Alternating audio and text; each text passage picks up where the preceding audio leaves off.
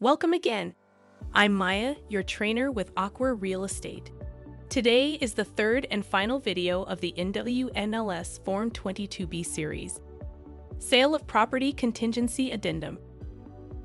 Today, we will lead off with the always fun bump clause, then follow it up with bump notice and bump response forms, before discussing the second buyer's addendum. In the previous lesson, we finished discussing that the seller can keep their home on the market in contingent status after the seller accepts an offer from a buyer when the buyer includes a Form 22B in the offer. They can show the home to other buyers and even accept an offer from another buyer. That's where the bump clause kicks in. Form 22B, Clause 4, is often referred to as the bump clause or bump provision. The bump provision says that if the seller accepts another offer, seller shall give the buyer notice of the fact that seller has accepted another offer. It's one of those things that a buyer's agent must express to their buyers, that even though they may have negotiated a 30-day contingency to try and find a buyer for their home, the buyers are not guaranteed to have the entire time if the seller does find another buyer. Bump clauses get their name because the clauses give the seller the right to accept another offer and bump the original offer if the buyer can't meet the contingency terms. There is no restriction on what kind of an offer the seller can bump the first buyers with. The seller could accept a lesser-priced offer. They could even take another offer that has a buyer contingency if they felt that was the best move for them. Our next topic discusses the bump notice and bump response forms. Let's go back to the bump provision if the seller is planning to bump a buyer for another buyer. There is a process the agents must follow. The listing agent must send the buyer's agent NWMLS Form 44, called the bump notice form. But before we take a look at Form 44, let's go back to the bump clause, as it specifies exactly how long the bump period lasts. The default time for the bump period is 5 days. However, good listing agents will often try to shorten this period to 1 or 2 days in order to gain some leverage from the buyer. So what the heck is the bump period, and why would a listing agent care to shorten it? Well, once the buyer has received a second offer, the bump period is the amount of time the first buyers can still hold on the property in the first position before they are bumped off. Shortening this time reduces the wait for both the sellers and the new buyers. If the time is too lengthy, this might scare away prospective buyers. So shortening it is completely in the seller's interest. Once the seller has accepted another offer, the listing agent then gives buyer a notice using NWMLS Form 44. Upon the buyer's receipt of this form, the buyer is on the clock to reply to the bump notice. Let's take a look at the bump notice form. The bump notice is super simple. Just get it signed and deliver it to the buyer's agent. The buyer's bump period begins as soon as it has been delivered. Please remember, when sending any official responses, be sure to also CC our office email, offers@getaqua.com, in addition to the other brokerage office email. After the buyer has received the bump notice, the buyer has a little bit of time to decide what they would like to do. They can A. Pray the house sells. B. They can terminate the deal. Or C. Waive the home sale contingency. Maybe the buyer can get really lucky and sell their property before the end of the bump period.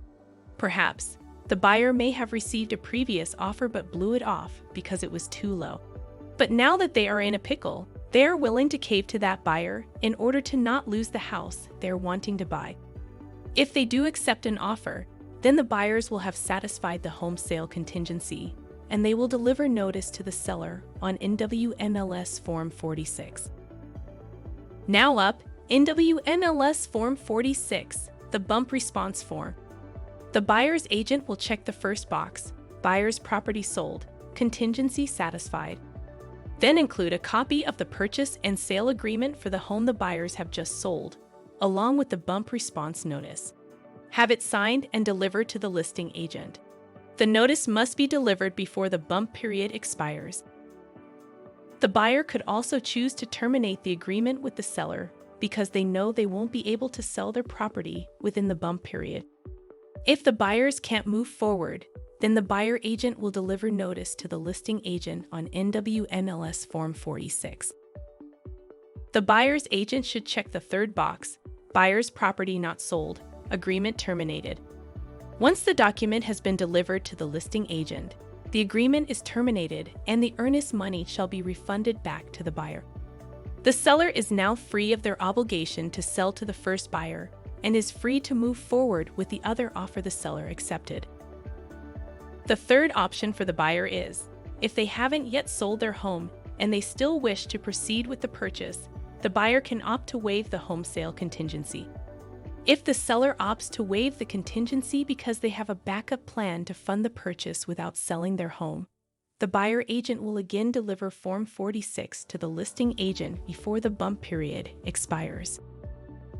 The buyer's agent should check the second box, Buyer's Property Not Sold, Contingency Waived, and have it signed by the buyers. I can't stress enough. Waiving the home sale contingency is a big deal for a buyer. When a buyer waives the home sale contingency, the buyer, based on the boilerplate language of Form 22B, automatically waives every single other contingency benefiting the buyer. To name a few, buyer waives any financing, inspection, title review, and HOA contingencies. I mean everything. Did I mention that any contingency benefiting the buyer would be waived? Oh, and by the way, the buyer is agreeing to close the transaction in just 30 days. If the buyer is unable to close the transaction in 30 days for any reason at all, and seller does not agree to extend the closing date, the buyer will most likely lose their earnest money deposit. The seller has no obligation to extend closing. Please be careful not to confuse the bump response form, Form 46, with NWMLS Form 90K, the contingency response form. While almost identical, the bump response form is to be used only if the buyer is being bumped.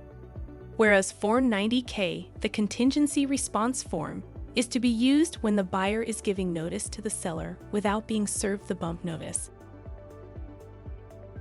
And now the last topic of the series. When a seller is accepting a bumping offer, you've got to make sure that the buyer agent included Form 39 in the offer. You cannot have the seller simply accept the buyer's offer and have the Form 39 signed at a later time. If the Form 39 was not included in the bumping buyer's offer, then Form 39 must be attached as a counteroffer to the offer. You may be asking, why is this so?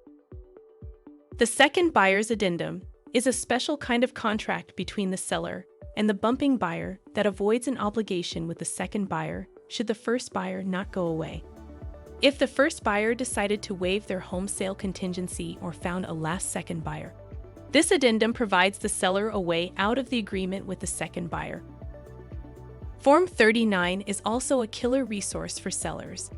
In paragraph 2 of Form 39, there are a series of checkboxes, each box providing an optional benefit to the seller. The benefit may be that bumping buyer is required to waive their inspection contingency, financing contingency, or even waive their right to terminate the agreement. Whatever you can negotiate. These provisions are important because the seller will not be required to bump the first buyer's offer until the second buyer has conformed with that list of requirements.